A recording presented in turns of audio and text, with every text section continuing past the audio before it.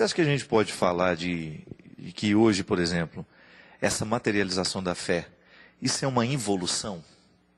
Quando nós precisamos materializar demais, se eu não vejo a imagem que chora, se eu não vejo um milagre, eu não consigo acreditar em Deus. Isso é uma forma de evoluir do ponto de vista espiritual, né? Porque evolução e essa fetichismo, sensibilidade né? espiritual, isso foi muito interessante. Essa sensibilidade ao mistério, que foi a expressão que você usou. Quando você percebe que algumas pessoas simples não carecem disso para crer. A sensibilidade ao mistério é tão grande que ela se... Quer ver um exemplo muito interessante que eu tive? Foi quando eu pude ter intimidade na casa da Adélia Prado. Porque a primeira vez que eu vi a Adélia, eu vi como fã. Aquela coisa chata, né? Você não consegue nem conversar com a pessoa. E depois que a gente foi tendo mais contatos, uma vez eu tive a oportunidade de ir na casa dela, no dia do aniversário dela. Estava lá ela, com todas as irmãs dela, e eu achei assim bonito porque teve, antes de eu ir embora, elas pediram para rezar por mim. Todas as irmãs oraram por mim. E eu fiquei sentado ali no meio, e todas elas colocaram a mão sobre a minha cabeça. Eu achei muito interessante porque é uma família de mulheres muito preparadas do ponto de vista intelectual. Aquela inteligência que a gente vê em Adélia Prado, você vê no Zé, que é o marido dela, você vê nas irmãs. Então é uma casa de gente inteligente. Uma casa de gente muito preparada. Você pode conversar qualquer assunto ali que você tem amparo intelectual para isso. Mas de repente, toda aquela inteligência rendida, um jeito simples de rezar e pedir a Deus que me protegesse, aquilo foi de um... Entrega, é aquilo que a gente fala no primeiro bloco. Justamente. Sabe, e aí essa frase sua aí para mim esclareceu uma experiência do passado que hoje eu vi a partir disso que você disse. E sabe, acho que nós precisamos cada vez mais ter uma educação para essa sensibilidade. A gente não nasce tendo essa sensibilidade, a gente precisa educar essa sensibilidade. E na catequese dos primeiros, do cristianismo dos primórdios, falava-se muito de mistagogia, que seria mais ou menos a pedagogia do mistério. Pedagogia do mistério, misturando pedagogia e mistério, da mistagogia. O que seria a mistagogia? Seria a educação para essa sensibilidade de ver o que não se vê, de sentir o que não se sente. Eu vi o Senhor. E daí participar da Eucaristia. A Adélia Prado tem uma frase que diz assim: às vezes eu tenho que sair da missa e procurar um lugar para rezar. Por quê? Tem missa que cansa, gente. É material demais, né? Fábio, às vezes você não prega uns retiros e você sai cansado. Você não tem vontade de dizer para o Ministério de Música: não dá para vocês guardar os instrumentos? Vamos parar, né? Vamos começar de novo. Vamos desligar a luz? Vamos parar com esse cansaço religioso, com esse de obrigações, né? Muitas vezes. De obrigações, de ter que rezar sem parar. Vamos parar um pouquinho e simplesmente saborear o mistério? Porque sem saborear não tem sabedoria. Eu dei uma entrevista agora, essa semana, para um jornal da Academia Brasileira de Letras, que chama Jornal das Letras. E é claro que veio um conjunto de perguntas muito inteligentes de lá, né? E tinha uma pergunta que estava justamente dizendo isso: padre, o senhor articula o tempo todo o discurso religioso e a arte, né? O senhor acredita verdadeiramente no poder redentor da arte? Por quê? E legal. Eu achei interessante porque eu estava dizendo, porque ambos discursos nos descansam. Tanto o discurso artístico, tanto a experiência artística quanto a experiência religiosa, elas nos fazem esquecer que o tempo existe. E toda vez que eu faço a experiência do esquecimento do tempo, eu vivo uma espécie de redenção. Eu toco uma parte da vida que não é cronologia. Então eu estou lá vendo a Orquestra Sinfônica apresentar lá uma peça. Eu saio dali de um jeito leve, eu saio muito mais leve que quando eu entrei. De repente eu entrei preocupado, mas aquela regência, aquele concerto foi provocando dentro de mim um esquecimento de que o tempo existe. A mesma coisa, padre. Eu me recordo, as minhas experiências com você como padre sempre foram muito saudáveis.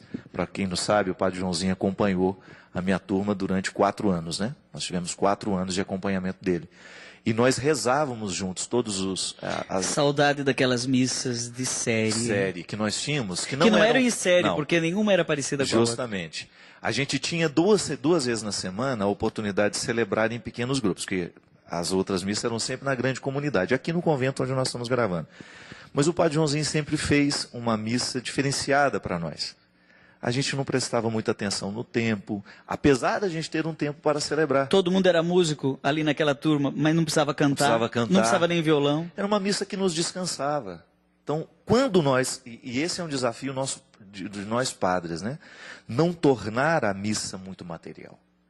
Não tornar a missa, porque tudo que é matéria é pesado. Eu tenho medo da pastoral litúrgica se tornar cansativa. É tanta criatividade, é tanto comentário, é tanta dança na entrada, na entrada e na saída. Na saída, é tanta dinâmica de oração que no final a gente não reza. Né? E uma pessoa de uma equipe de liturgia me disse: padre, eu sempre vou em 2 missas no domingo.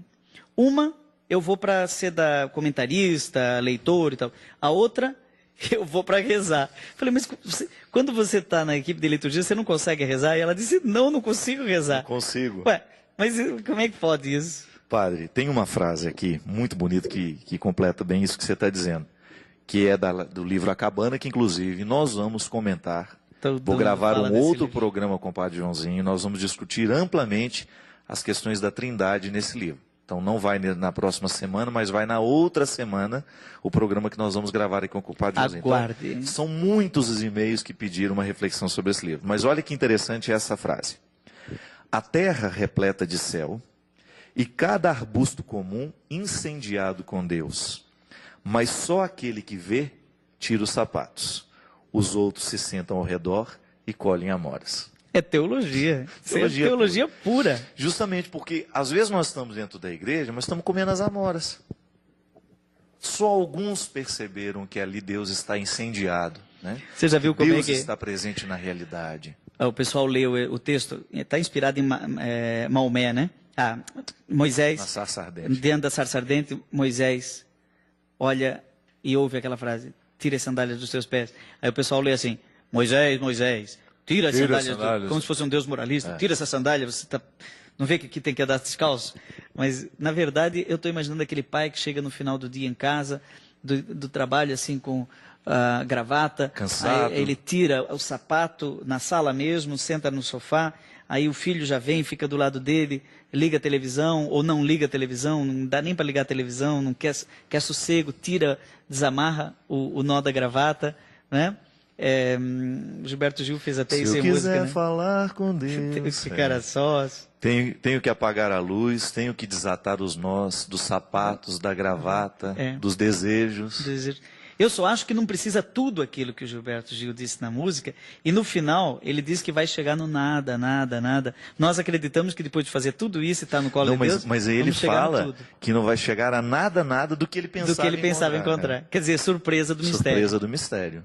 Preserva o mistério, né? Que interessante. E padre, interessante que quando a gente faz essa experiência que não é material, nós damos a Deus o direito de ser quem Ele é. Porque nós materializamos muito, também no pensamento. Quantas vezes nós esbarramos em caricaturas do sagrado? Alguém imaginou que Deus seria assim. Por isso que a revelação é um processo maravilhoso e que a igreja resguarda com muito carinho. O dogma é isso. O dogma é um cuidado que a igreja tem com a verdade revelada. O dogma não é para nos pesar materialmente. O dogma é como se nós fizéssemos uma caixa bonita, onde nós colocamos essa verdade. E de vez em quando nós abrimos essa verdade para contemplá-la. É o que faz a teologia. Outro dia uma pessoa ficou assustada quando eu disse que o dogma evolui. Evolui não é porque ele muda. É porque nós continuamos retirando os desdobramentos daquela verdade que foi anunciada. Evoluir não significa modificar o que foi dito, mas significa, é como se fosse tão profundo e é tão bonito o que nós temos ali, que não esgota. Não é ele que evolui, na verdade, a nossa compreensão a respeito dele. Justamente, que evolui. Evolui o que nós compreendemos sobre ele. É verdade. Né? Isso é tão interessante. Você estava falando aí de deixar Deus ser Deus. Esses dias eu disse no meu blog, na Canção Nova, né? blog.cancãonova.com/Padre Joãozinho, acho que é isso, né? Então eu falei que a igreja pede que não se use o nome de Deus dito na Bíblia. Eu não vou pronunciar esse nome aqui, até por respeito aos judeus. Os judeus nunca pronunciam o nome de Deus. Aliás, tem até um mandamento, não pronunciar seu nome em vão. Na verdade, aquele nome revelado a Moisés na sarça ardente, como é teu nome? Ele disse o nome. Era evitado pelos judeus justamente para deixar Deus ser Deus. Porque quem tem o nome, do ponto de vista bíblico, tem a posse da pessoa. E esgota o sentido da pessoa. O nome, quando Maria Madalena escuta Jesus dizer Maria, aí ela reconhece Rabone, mas ela não diz Jesus, ela diz Senhor, Rabone, né? meu Senhor, né?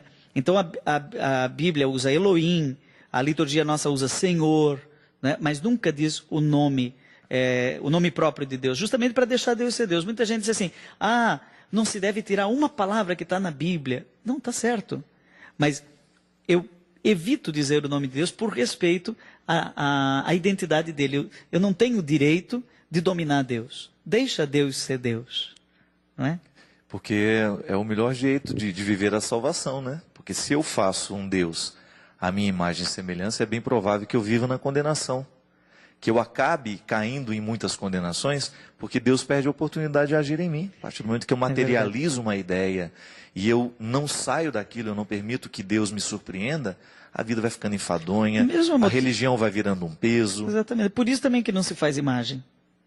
A Bíblia diz, não faz imagem. Não fica representando demais Deus. Não fica impondo demais a tua imagem, vamos dizer, plástica, né? O teu desenho de Deus, o teu nome de Deus, o teu discurso de Deus. Aí você vai dizer, então nós devemos calar. Lá no fim, nós devemos calar, assim, o livro de Jó fala muito isso. Jó não ficou falando sobre Deus, os amigos dele ficaram falando sobre Deus, dando conselho, não sei o que, no sofrimento, e Jó ficava brigando com Deus. Tem gente que chega para mim e diz, padre, eu estou desesperado, eu estou brigando com Deus. Ótimo.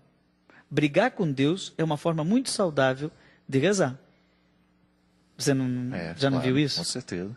E às vezes a oração mais sincera que nós podemos ter diante de uma determinada situação é dando uns gritos mesmo, né? Falei, e aí, Senhor? Reclamamos. Como é que eu faço agora, né? Porque isso é nisso que está a beleza desta intimidade que nós podemos ter com o Senhor. Quando nós descobrimos que a minha experiência me dá a intimidade que eu tenho com Ele me autoriza a chegar e dizer o que eu verdadeiramente estou sentindo. A minha oração não precisa ser uma maquiagem. Você não precisa ficar inventando coisas para dizer a Deus. Diga a Ele a sua vida. É o jeito mais sincero e bonito de rezar.